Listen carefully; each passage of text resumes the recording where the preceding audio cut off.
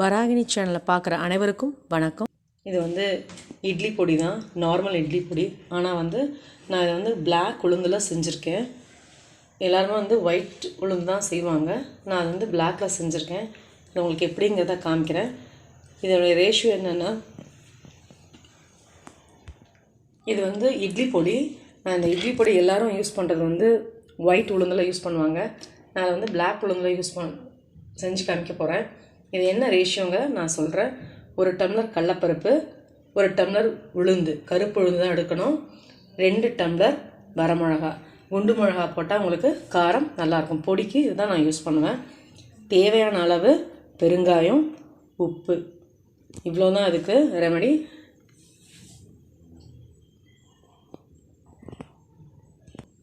இதை தனித்தனியாக வறுத்துக்கணும். கடலைப்பருப்பையும் உளுத்தம்பருப்பு எல்லாமே தனித்தனியாக வறுத்து நீங்கள் இதை இப்போ நான் வறுத்து காட்டுறேன். இதை நல்லா ஃப்ரை பண்ணிக்கணும். எப்போயும் நீங்கள் கடலைப்பருப்பை எப்படி நல்லா பொடிக்கு ஃப்ரை பண்ணுவீங்களோ அதே சேம் மெத்தடு தான், வேறு ஒன்றும் இல்லை. நல்லா ஃப்ரை பண்ணிக்கோங்க. இதே மாதிரி உளுந்தும் மிளகா எல்லாத்தையுமே ஃப்ரை பண்ணிக்கணும்.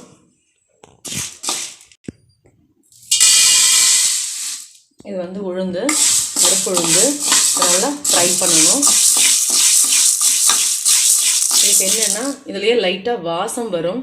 நம்ம ஒயிட்டுனா கலர் உங்களுக்கு தெரியும் என்ன மாதிரி லைட்டாக எல்லோ ஷேடு வரும். நம்ம ஆஃப் பண்ணிடலாம். பட் இதில் எல்லோ ஷேடெல்லாம் வராது. ஏன்னா ஏற்கனவே இது பிளாக்காக இருக்கிறதுனால இதனுடைய வாசத்தை வச்சு நம்ம கண்டுபிடிச்சிக்கலாம்.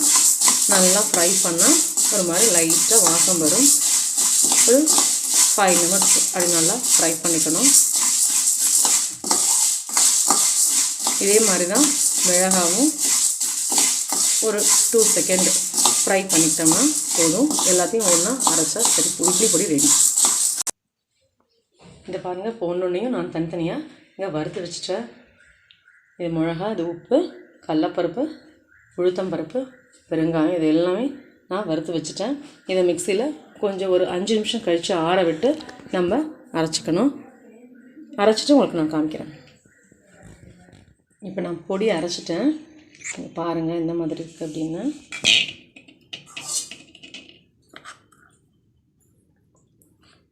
பொடி நல்லா ஃபைனாக அரைச்சிடணும்.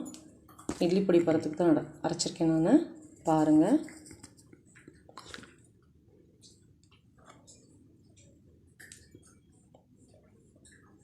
டேஸ்ட் டிஃப்ரெண்ட்டாக இருக்கும். ஏன்னா அது நம்ம கருப்பு உளுந்து போட்டிருக்கோம். அதனால் கண்டிப்பாக டேஸ்ட் டிஃப்ரெண்ட்டாக இருக்கும். நீங்கள் பார்த்துட்டு எனக்கு கமெண்ட் பண்ணுங்கள். தேங்க்யூ. இந்த வராகினி சேனலை பார்க்குற நீங்கள் ஷேர் பண்ணுங்கள், லைக் பண்ணுங்கள், சப்ஸ்கிரைப் பண்ணுங்கள். மறக்காமல் பெல் ஐக்கானை கிளிக் பண்ணிவிடுங்க.